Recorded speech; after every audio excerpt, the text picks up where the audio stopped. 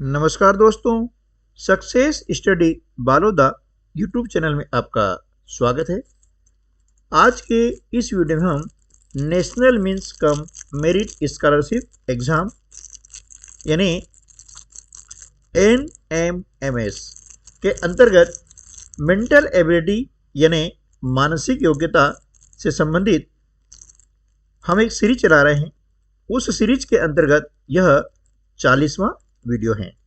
इसके पहले हम आपको 39 वीडियो उपलब्ध करवा चुके हैं, जिसके अंतर्गत विभिन्न प्रकार के प्रश्नों को हमने बहुत ही सरल भाषा में व्याख्यात्मक रूप से समझा है, ताकि आप लॉजिक को समझ सकें और प्रश्नों को हल कर सकें।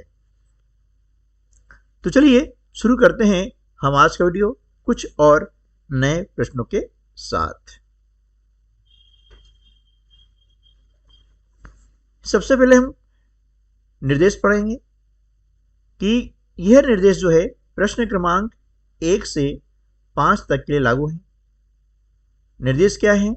खानों में लिखे गए अंक किसी नियम के तहत हैं, यानी जो अंक लिखे गए हैं इनमें कोई न कोई नियम लागू है।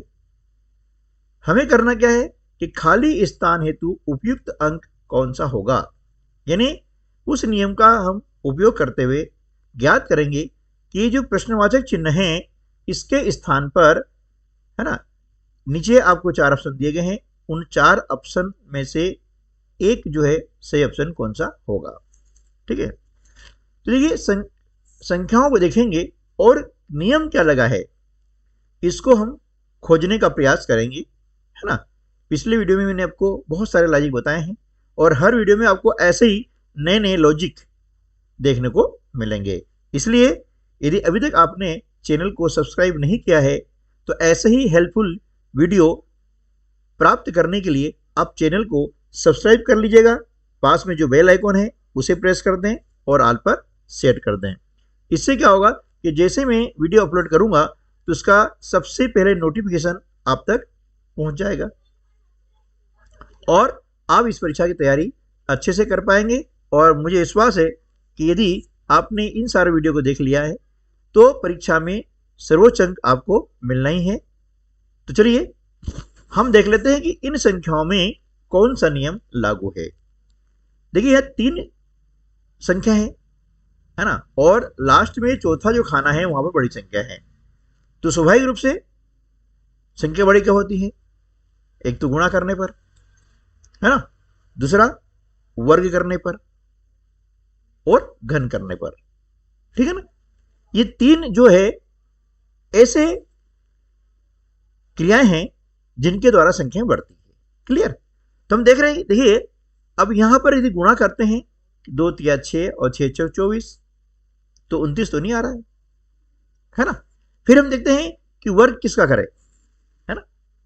तो देखिए 2 का वर्ग हम देखते हैं निकाल के, 2 का वर्ग होता है 4, है ना। 3 का वर्ग कितना होता है 9, और फिर 4 का वर्ग होता है कितना 16। अब देखिए तीनों जोड़ के 16 और 9 25 और 4 29। ठीक है, यानी ये हमारा लॉजिक यहां तो फिट हो गया है। अब देखते हैं क्या यही लॉजिक इस रो में हो रहा है क्या? ये रो कहलाती है और ऊपर से नीचे ये कॉलम कहलाते हैं। ठीक है ना। तो सेकंड रो में देखते हैं इसी प्रकार से, देखिए कि 5 का वर्ग निकाले कितना आता है 25, धन 6 का वर्ग कितना हो जाएगा 36, और इसी प्रकार से 7 का वर्ग होता है 49। अब तीनों को जोड़ लें तो 5 और 6 11 और 9 20 के शून्य हासिल के 2, 2 और 4 6, 6 और 3 9, 9 और 2 11, ये हो गया 110। बिल्कुल सही है, यानी इस पंक्ति में भी ये हमारा लॉजिक जो हमने लगाया है बिल्कुल सही बैठ रहा है। तो इसी प्रकार से अब तीसरी रो जो है यहां पर भी हम इस लॉजिक को लगाएंगे और उत्तर को ज्ञात कर लेंगे। क्लियर? तो यहां पर देखिए 8 है तो हम 8 का वर्ग निकालते हैं, कितना आता है 8 × 64, वर्ग यानी उसी संख्या का उस संख्या में गुणा।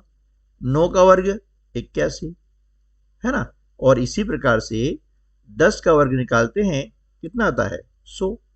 अब तीनों को हम जोड़ लेंगे, तो 4 और 1 5, और शून्य जोड़ा तो 5 के 5 आ जाएगा। फिर 6 और 8 14, और 10 14 और 10 24, है ना, यानी कितना हुआ 245। अब 245 कहां पर है, ऑप्शन नंबर ए में है, तो ऑप्शन ए जो है हमारा सही जवाब हो जाएगा। क्लियर। चलिए नेक्स्ट क्वेश्चन देख लेते हैं। प्रश्न क्रमांक 2 है। अब यहां पर भी हम देख रहे हैं कि ये संख्याएं छोटी है और लास्ट में बड़ी संख्या है। तो ये तरीका अब होता है मैं एक गुणा करके, तो गुणा करने से 2 3 6 6 6 24 नहीं आ रहा है, काफी अंतर आ रहा है ना। फिर अब देखें, जैसे हमने प्रश्न क्रमांक 1 में लॉजिक लगाया था कि इन संख्याओं को हमने क्या किया, वर्ग ज्ञात कर लिया। क्या ज्ञात कर लिया, वर्ग। तो देखिए 2 का वर्ग 4 है ना, 4 और 3 का 9, तो कितने हुए 13। 13 और 4 का वर्ग 16 होता है, तो 16 और 13 कितने होते हैं 29 होते हैं, वो भी नहीं बैठ रहा है। ठीक है ना, मतलब ये भी लॉजिक यहाँ पे लागू नहीं हो रहा है। ठीक है, देखते हैं अब क्या करते हैं। अगला लॉजिक हम लगाते हैं कि इन संख्याओं को जोड़ते हैं पहले। तो देखिए 2 धन 3 धन 4, अब तीनों को हमने जोड़ लिया, तो 2 और 3 5, 5 और 4 9, 9 आया ना। अब देखते हैं भैया 9 का वर्ग निकालते हैं, कितना आता है 81, यानी यहां पर हमारा लॉजिक सही बैठ रहा है। तो हम देखेंगे अब रो क्रमांक 2 में, है ना, ये सेकंड रो है, इसमें देख लेते हैं क्या हमारा लॉजिक सही आ रहा है क्या।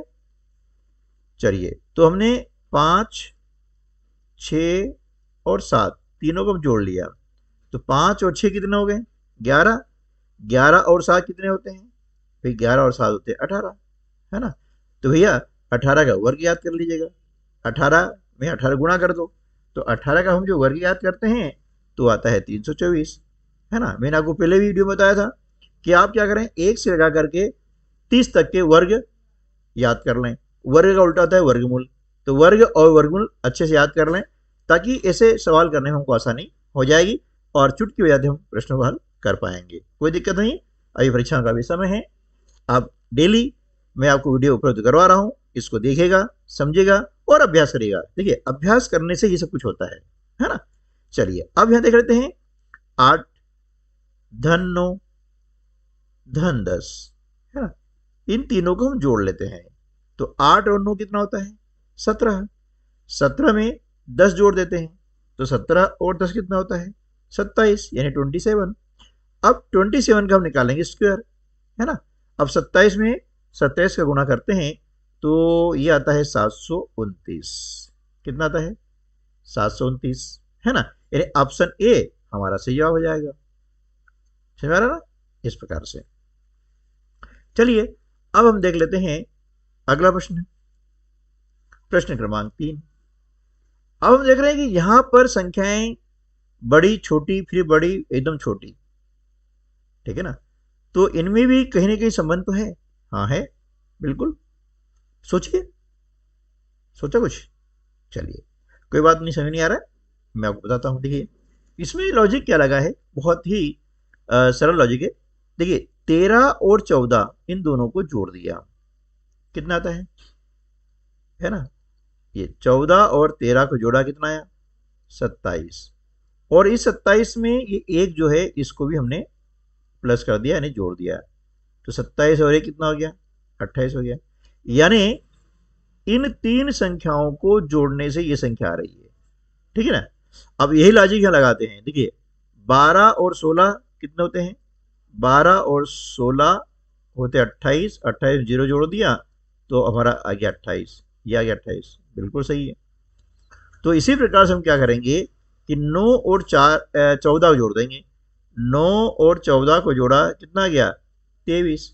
अब 23 में कितना जोड़ें कि 25 आ जाए, तो सीधी सी बात है कि 23 में 2 जोड़ना पड़ेगा, यानी 23 में 2 जोड़ेंगे कितना आ जाएगा 25 आ जाएगा, इसलिए हमारा उत्तर क्या आ जाएगा 2, यानी ऑप्शन बी जो है हमारा सही जवाब हो जाएगा। क्लियर। इस प्रकार से लॉजिक आपको लगाना होगा। तो कितने लॉजिक लगाते हैं, कौन कौन से लॉजिक लगाते हैं, इसके लिए मेरे द्वारा उपलब्ध कराए गए वीडियो को आप डेली देखिएगा, है ना, तो आपको समझ आ जाएगा कि इसमें कौन कौन से लॉजिक लगते हैं, है ना। चलिए अब कर लेते हैं नेक्स्ट क्वेश्चन। अब यहां पर भी देखिए कि 3 रो दी गई हैं, है ना, और 4 दिए कॉलम, 1 2, है ना, ये 3 और ये 4 कॉलम दिए गए हैं, ठीक है। चलिए अब इन संख्याओं को देख करके हम पता थोड़ा लगाते हैं कि इनमें क्या संबंध है, कौन सा लॉजिक लग रहा है। थोड़ा सोचिएगा तो आपको समझ में आ जाएगा, ठीक है। चलिए मैं आपको बताता हूं। देखिए इसमें लॉजिक क्या लग रहा है। देखिए हर प्रश्न में क्या है, लॉजिक अलग अलग हो सकता है और होगा ही, है ना। इसलिए हमें लॉजिक कौन कौन से लगते हैं, कहाँ लगते हैं, इन बातों का ध्यान रखना है और इसी का नाम है रीजनिंग। इसलिए हर जो भी कॉम्पिटिटिव एग्जाम होती है ना, सारी कॉम्पिटिटिव एग्जाम में रीजनिंग के प्रश्न आते आते हैं। इसलिए इसको आप अभी समझ लेंगे तो आगे भी आपको ये बहुत काम आने वाले हैं, ठीक है ना। तो देखिए इसमें क्या करा है कि ये 7 5 और 11, ये सॉरी 6, है ना, 7 5 और 6, इन तीनों को जोड़ दिया, कितना हो गया, 6 और 5 11, 11 और 7 हो गया 18, ठीक है ना। फिर 18 का हमने आधा कर दिया, यानी 2 भाग लगा दिया, कितना हो गया, 2 9 18, यानी 9 आ गया, तो ये 9 आ गया, ठीक है। यानी इन तीनों को हमने जोड़ा और इस जोड़ में हमने क्या किया, 2 का भाग लगा दिया, ठीक है ना, तो ये हमारा आ गया 9। अब इसी प्रकार से इसी लॉजिक को हम यहाँ पर अप्लाई करते हैं कि देखिए 11 धन 19 धन 8, अब तीनों को हमने जोड़ा तो 11 और 19 कितने होते हैं, 30, 30 और 8 38 होते हैं। अब 38 में हमने 2 का भाग लगा दिया तो कितना हो गया, 19, है ना, ये 19 आ गया, बिल्कुल ठीक है। यानी हमारा लॉजिक यहाँ पर काम कर रहा है। अब जब लॉजिक काम कर रहा है, 2 बार हमने, है ना, ये कंफर्म हो गया हमारा लॉजिक, तो अब तीसरे में हमारा लॉजिक का उपयोग करना ही है। तो सीधी सी बात है, क्या करेंगे, 10 धन 9 धन 7, इन तीनों को जोड़ देंगे तो 10 और 9 होते हैं 19, 19 और 7 कितने होते हैं, 26, ठीक है ना, 19 और 7 26 होते हैं। 26 का आधा, आधा यानी 2 का भाग लगाना है, तो ये हो जाएगा 13, यानी ऑप्शन नंबर सी जो है हमारा सही जवाब हो जाएगा। क्लियर, देखा, तो ऐसे लॉजिक मतलब कहाँ काम करते हैं, कैसे होता है, ये हमें अभ्यास के द्वारा ये सीखना होगा और सीख जाएंगे, ऐसी कोई बड़ी बात नहीं है ना। चलिए नेक्स्ट क्वेश्चन है। अब यहां देख रहे हैं, यहां पर भी 3 रो हैं और 4 कॉलम हैं, छोटी संख्या है और फिर बड़ी संख्या है ना। अब बड़ी संख्या है, स्वाभाविक है कि इसमें गुणा या वर्ग का प्रयोग होगा, है ना, या जोड़ने से भी संख्या बढ़ती है, तो जोड़ने से कम बढ़ती है, वर्ग से ज़्यादा बढ़ती है, लेकिन ये 2 का उपयोग हमें करना है। तो देखिए इसमें हम क्या करते हैं कि थोड़ा सा लॉजिक लगाएंगे कि जैसे मान लिया हमने इसका वर्ग ज्ञात किया, 2 का वर्ग 4, 3 का 13, मतलब 9 और 4 13 और 1 14, यानी यहाँ पर संख्या जो है कम आ रही है, तो ये लॉजिक तो लगने वाला नहीं है। चलिए यहाँ लगाते हैं, तभी लगने वाला नहीं है। 4 का वर्ग 16, 16 और 5 और 25, तो ये हो गया तुम्हारा 41, तो है ना, 41 और 3 का वर्ग कितना हो जाएगा, 9, 50 होता है, जबकि यहाँ 32 है, यानी ये लॉजिक यहाँ काम करने वाला नहीं है। फिर क्या करेंगे, देखिए फिर हम और अगला लॉजिक सोचते हैं कि भैया ये संख्या हमको लानी है, कैसे लानी है। तो देखिए हमने सोचा है कि क्यों ना 3 का वर्ग निकालें, है ना, तो 3 का वर्ग निकालते हैं, कितना आता है, 9, ठीक है ना। अब 9 में ये 2 और 3 दोनों को जोड़ देते हैं, तो 2 और 3 कितना हो गया, सॉरी 2 और 1, है ना, 2 और 1 को जोड़ना है ना, 2 और 1 का कितना हो गया, 3 हो गया, तो 9 और 3 12, यानी यहाँ लॉजिक ये काम कर रहा है। इसको कंफर्म करते हैं और लॉजिक को कंफर्म करेंगे, नहीं सेकंड रो में इसको यूज कर रहे हैं। तो यहाँ देखिए ये 5 का वर्ग हम निकालते हैं, तो भैया 5 का वर्ग होता है 25, ठीक है ना। अब इसमें क्या करेंगे, इन दोनों जोड़ देंगे, 4 और 3 का योग कितना हो जाएगा, 4 और 3 होते हैं 7, तो हमने यहाँ जोड़ दिया 7, तो भैया 25 और 7 हो गए 32। अरे वाह, मतलब हमारा लॉजिक काम कर रहा है, कंफर्म हो गया लॉजिक। बस अब कंफर्म हो गया है तो इसी को हम आगे बढ़ा देंगे। ये 7 निकाल लेंगे स्क्वायर, यानी 7 का निकाला वर्ग हमने, तो यह 7 7 49, और ये 5 और 4 को जोड़ दिया, तो 5 और 4 होता है 9, है ना। तो भैया 49 और 9 कितना हो जाएगा 58। अब 58 हो गया है, तो ऑप्शन डी है हमारा सही जवाब हो जाएगा। ठीक है ना, इस प्रकार से इसको हल कर लिया। चलिए अब देख लेते हैं नेक्स्ट क्वेश्चन। अब थोड़ी हम थीम चेंज करते हैं, है ना। चलिए अब इसमें हम पहले पढ़ लेंगे निर्देश। ये निर्देश प्रश्न क्रमांक 6 से 8 तक के लिए लागू है ना। ऐसा आपको परीक्षा में दिया जाएगा। निम्न प्रश्नों में एक अक्षर श्रेणी दी गई है। कौन सी श्रेणी दी गई है?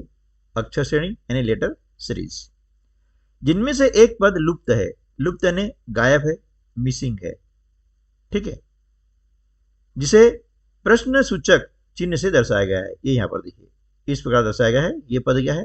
लुप्त है, मिसिंग है। तो सही पद के क्रम को उत्तर पत्रक में दर्शाएं। ठीक है ना। तो यहां पर आपको एक लेटर सीरीज दी गई है।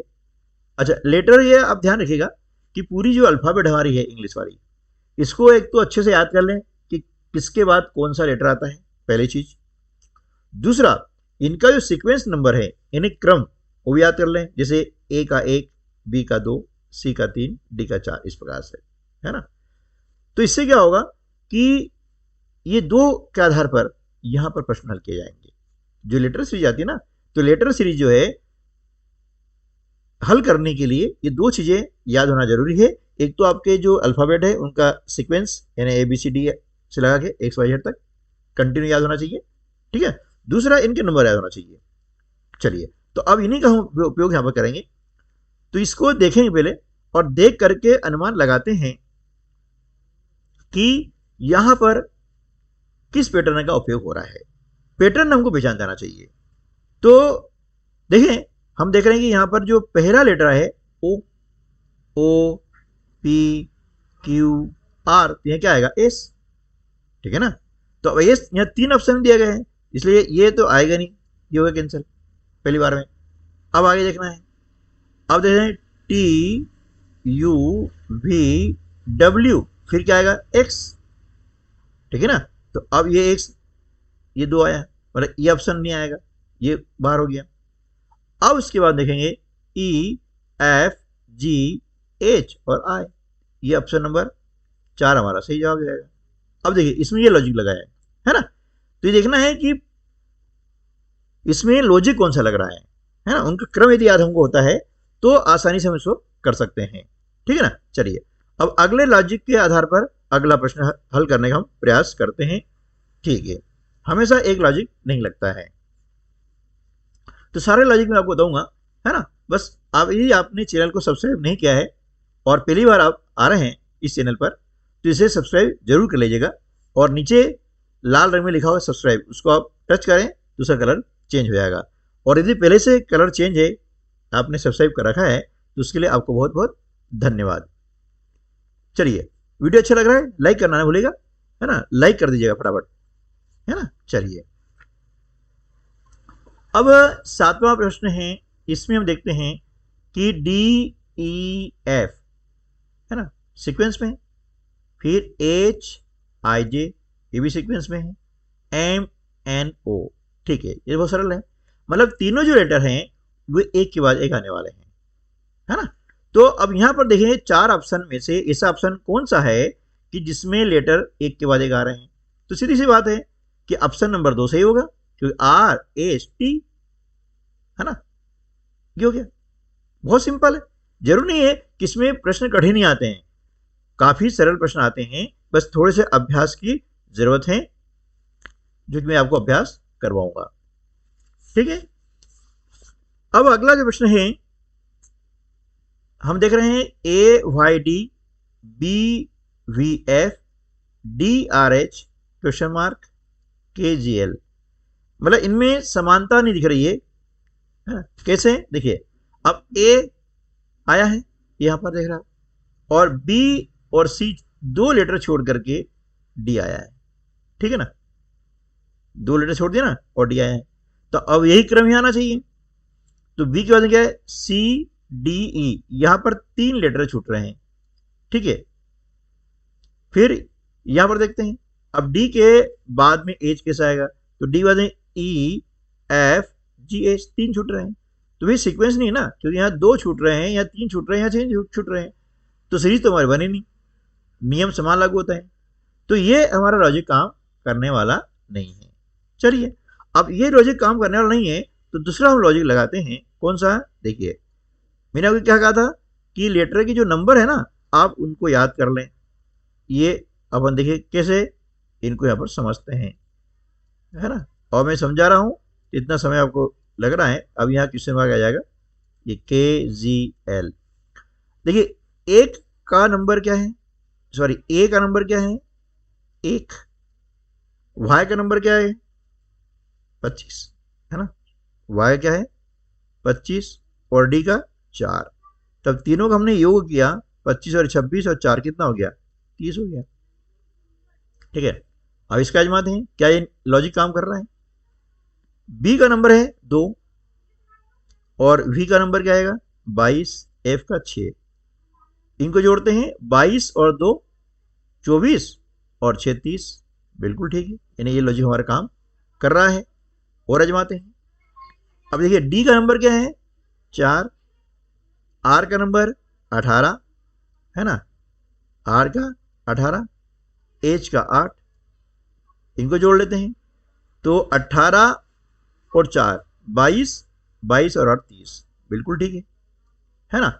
इसी प्रकार से इसके भी एक बार चेक कर लें, क्योंकि यहाँ कंफर्म हो गया है। अब जो कंफर्म हो गया इसका होना ही होना है, तो हम क्या करेंगे, ये जो ऑप्शन है ना इनका हम चेक करेंगे। तो यदि याद हमको है, ये आपको समझाने नहीं बताया मैंने, यदि हमको नंबर याद है तो यही हम जोड़ कर लेंगे कि इनका योग 30 आ रहा है क्या। देखिए जैसे एफ का क्या आएगा 6, एम का 13, तो 6 और 13 19 हो गए, और आई का 9, तो 19 और 9 कितने होते हैं 28, बिल्कुल नहीं आ रहा है, यानी ऑप्शन नहीं आएगा। ऑप्शन 2 देखते हैं, जी का नंबर क्या है, जी का आएगा 7, 7, एम का आएगा कितना 13, तो 20, और जे का 10, 30, ये हो गया। तो हमारा जो है ऑप्शन नंबर 2 सही जवाब हो जाएगा। इस प्रकार से करके देख लें, देखिए जी एम जे, है ना, जी का नंबर कितना आ रहा है 7 आ रहा है, एम का नंबर कितना आ रहा है 13 आ रहा है, और जे का नंबर 10, इनको जोड़ लें तो 13 और 7 20 और 10 30, ये आ गया, यानी ऑप्शन जो है 2 हमारा सही जवाब हो जाएगा। इसलिए इसके सीक्वेंस याद करना जरूरी है, ऐसा लॉजिक भी काम करता है, ठीक है ना। चलिए और अगला प्रश्न देखते हैं कुछ और नए लॉजिक के साथ में। अब प्रश्न क्रमांक 9 और 10, इसके लिए आपको दिए गए निर्देश कि दिए गए विकल्पों में से लुप्त पद ज्ञात कीजिए। देखिए एक तो हमारा क्या आ गया, अभी हमने देखा कि लेटर सीरीज आई है ना, मतलब अक्षर श्रेणी जिसको कहते हैं। इसी प्रकार से संख्या श्रेणी भी आती है ना। अब यहां पर लुप्त पद आ गया है, यानी मिसिंग, क्या आ गया, यहाँ पर मिसिंग आ गया है। तो अब यहां पर लॉजिक कई प्रकार के लगते हैं, ये भी हमको देखना है ना। इन संख्याओं को आप देखेंगे तो यह अनुपात और चिन्ह समानुपात का है, यानी अनुपात समानुपात का है। तो इसको हम साधारणतः यदि करते हैं तो इसमें वो नियम काम करने वाला नहीं है। कैसे नहीं है, देखिए यदि अनुपात समानुपात का नियम लागू करते हैं तो क्या होता है कि पहले पद और अंतिम पद का गुणा, है ना, दूसरे पद और तीसरे पद के गुणा के बराबर होता है। तो करके देख लें, देखिए 64 गुणित 20 बटे 42, क्योंकि ये तो हमको याद करना है, ठीक है ना। अब 2 से काटते हैं तो 2 दूनी 4, 2 एकम 2, ठीक है। अब नहीं कटेगा, अब नहीं कटेगा, हमने क्या करा 64 का 10 में गुणा कर दिया, 640 बटे 21, यानी भैया दशमलव में उत्तर आएगा। सीधी सी बात है, जब संख्या नहीं कटती है तो 100% उत्तर दशमलव में आएगा, लेकिन यहाँ आंसर तो दशमलव दिया ही नहीं है, ऑप्शन दशमलव में है ही नहीं, ठीक है ना। यानी ये लॉजिक तो हमारा बेकार गया, यानी ये लॉजिक तो हमारा काम करेगा ही नहीं करेगा ना। चलिए फिर अगला लॉजिक हम लगाते हैं। इसलिए मैंने कहा जरूर नहीं है कि यहाँ पर आपको दिया है अनुपात और समानुपात का चिन्ह तो आपको उसी से हल होगा, है ना, कर ले, करने में कोई हर्ज नहीं है।